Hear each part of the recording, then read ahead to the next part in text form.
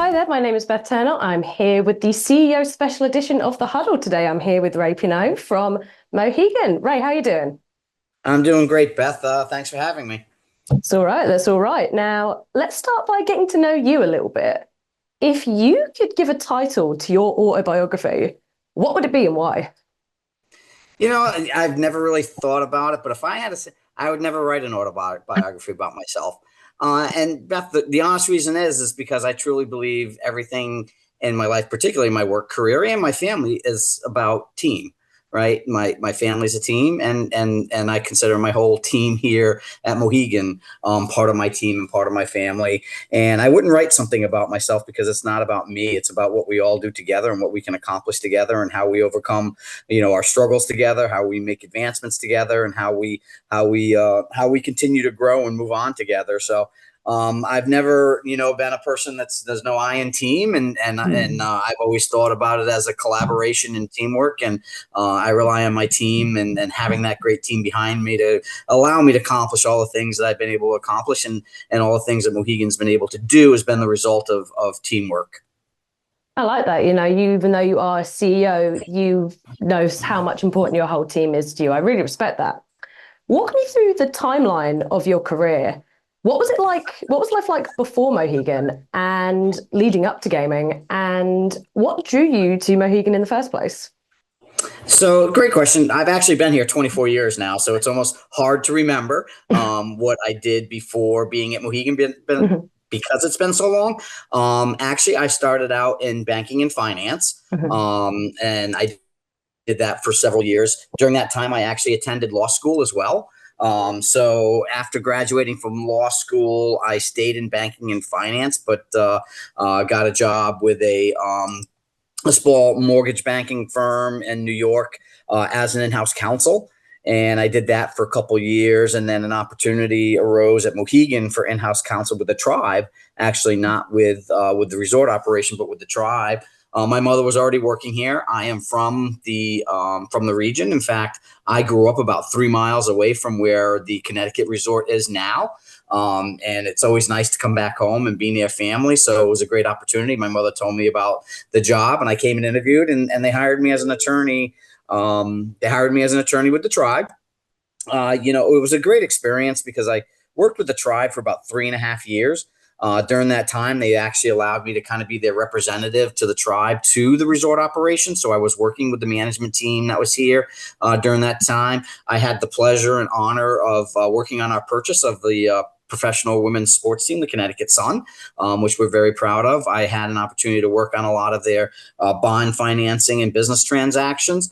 And then after that, I was solicited to move down to the casino to oversee the legal department and human resources and supply chain management. So I started my career in the casino in around 2005, early 2005, and I've been here ever since, and just progressed up through the chain, and have been giving a lot of opportunities, and I'm very thankful to the tribe for the opportunities they've given me. Absolutely. And 24 years is a great amount of time to kind of build a career. But when you first joined Mohegan, what were your goals and intentions? Was CEO ever on the cards? Was that something you ever had your sights on? No, in fact, I'll tell you an interesting story in a second. But my sights and my goals when I came here was to be general counsel. Um, you know, Interesting enough, when I was a young kid, and my parents, my mother, my father's passed away since, but they would always remind me when I was a young kid, always said, I'm going to be a lawyer. I'm going to be a lawyer. I'm going to go to law school, and I'm going to be a lawyer. And I graduated from undergraduate school and actually went to work, and then decided after being in the workforce for 2 years that I still wanted to pursue that dream of being a lawyer. So I went back to law school at night while continuing to work and got my law degree. And when I came here, it was a big organization with a lot of really bright people. Didn't know the industry, had never been in casino or resort operations at all, but did know the law, and felt I was a good attorney and could hone my skills and sharpen my skills, become the general counsel. I was fortunate to oversee the general counsel, was never actually the general counsel when I moved down to the casino. But over time, it progressed. Interestingly enough, years later, I would become the general manager and president of the flagship property in Connecticut. And I was speaking with the president of the organization at the time, and he kind of asked me what my aspirations were. And at the time, I had 3 young kids. and the tribe was expanding. I'm like, I really don't want your job. I don't want to travel. I have kids at home. I think a family work life balance is really, really important. So I'm happy, being over Mohegan Sun and running Mohegan Sun, and I've kind of reached the pinnacle. And obviously, my kids have grown older and things have changed, and I was again given a opportunity to advance. Yeah, I can't imagine how that must be very challenging though, trying to balance developing a career when also you've got a growing family. That must be a tricky thing to kind of work with. It always is. My kids were very active. They were into Mm. sports. My wife, fortunately was able to take time off from work, and unfortunately, stunted her career.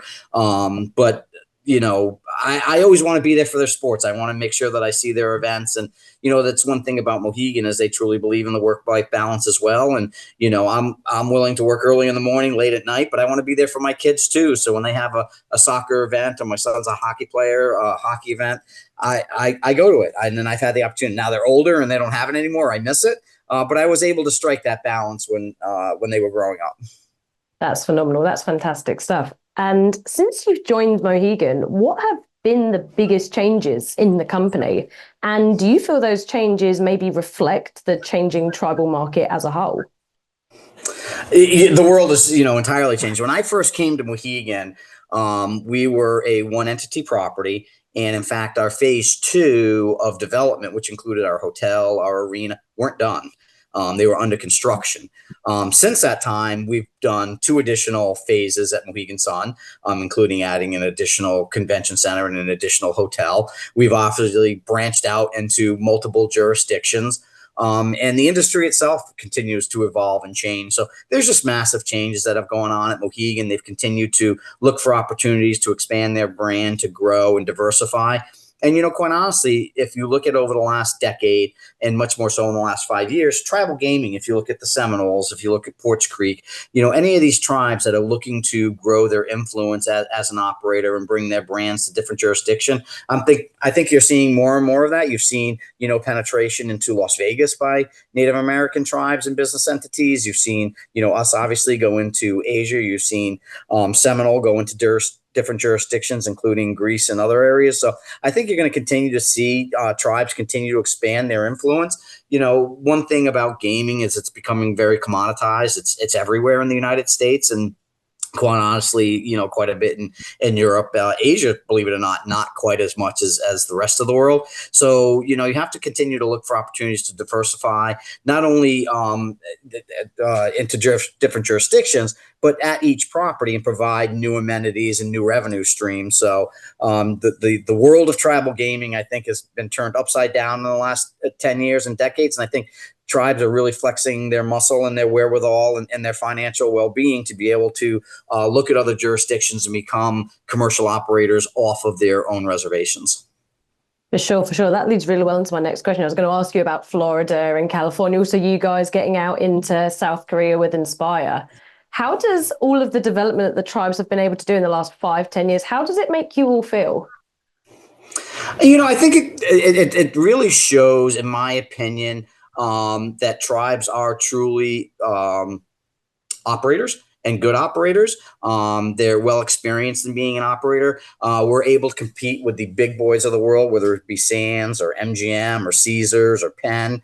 And we're able to do that with the knowledge that we've gained, with the work that we've put in, with the financial resources that we've been able to gain by entering into the commercial markets for obtaining financing from bonds and from banks. So I'm really proud of what I see going on with tribes really expanding their influence and really showing that they're experienced, well-respected operators. For sure. And I've spoken to some guys from the tribal side recently in a recent issue of Gaming America. And a lot of them are now realizing that, operators, both in commercial and tribal, both have a seat at the table, even when there might have been a point where, 30 years ago, the tribes were having to fight to have a place at the table in the first place. So it's fantastic to see that development. And you've been there for a lot of that. Yeah, I think we've been right in the mix of it. I mean, I would say 30 years ago, and obviously I came here 24 years ago, tribes weren't even thought of, never mind an afterthought when it came to competing for commercial jurisdictions and new jurisdictions and opening up new properties and developing massive mega resorts. And in the last 5 to 10 years, you can see, whether it's us, whether it's Porch Creek, whether it's Seminole, whether it's, some of the California tribes, that they really have the wherewithal. They really have the backbone. They really have the personnel and the team members to compete with these major operators. And they are really formidable. We are, each tribe is a formidable operator now and a formidable competition going up against anyone. Exactly. And speaking of formidable, you guys have a bid out on New York. New York has been a massive topic at the moment. If you win that bid, what is the first thing on the agenda? Oh my God. It's going back to the beginning of Mohegan Sun, right? You're starting from green. It's right from scratch. It's a greenfield opportunity. And you really have to get the ball rolling. Some of the first things we're going to have to do, one of the good things as part of the RFA process is you have to submit our architectural drawing. So we already kind of have an idea of what we're going to build, but that doesn't necessarily mean it can be built exactly the way the architects have designed it, because architects are really good at designing pretty pictures. But when the engineers get in there, they're like, yeah, that doesn't really work that way, because it's not going to hold up to, whatever scrutiny needs to be, whether it be regulatory or whether it be, major environmental events. So, we'll get working on exactly getting, if we win, obviously paying the money to get going, and then we'll get our team going on doing the engineering drawings, and then we'll have to get team members assigned to working on this project. It's a massive project, a huge undertaking. I am really confident in our team that we've put together to amass the bid, and then we'll have to amass the bid for the team that's going to be developing this. While we have a development team here, we have to make sure that we have all the resources that are going to be able to design and build this project, and have leadership over it, make sure someone's on the ground, making sure that what we want is being done. Absolutely, absolutely. And I'd love to know a bit about more with you in New York. Have you ever been to New York? When you think of New York, what do you think of? And how do you want to integrate that into the resort if we get the bid? So New York is, I'm from Connecticut, lived in Connecticut my whole life, although I've worked in New York on 3 separate occasions at different organizations. Been to New York many, many times. New York is a fantastic city with a lot of people, with a lot of entertainment, a lot of things to do. It is probably my wife's favorite city on earth, is being in New York. So I have nothing but the utmost respect for New York and what it has to offer. I am a big fan of New York. I am a big fan, when we think about New York and we think about Connecticut and we think about Pennsylvania, it forms a, kind of a perfect triangle for us of integrating the 3 resorts and cross marketing across the properties and bringing amenities to properties and making sure that our guests are able to enjoy all the different properties. So it would be a great addition for us. We have many, many guests now that live closer to New York than they do here, and we'd want them to, visit both properties. So I think it's a perfect marketing opportunity for us, a perfect way to enhance our existing properties and grow the New York market. So I think we're a perfect fit for it because, I'm selling a little bit for us, but, we're in this region. We understand the region. We understand Northeasterners. We've been here for coming up on 30 years now. So we know what it's like to compete in this market, be in this market. We know who the guests are. We know what they're looking for. So I think we'd be a perfect complement to be the operator for a New York City property.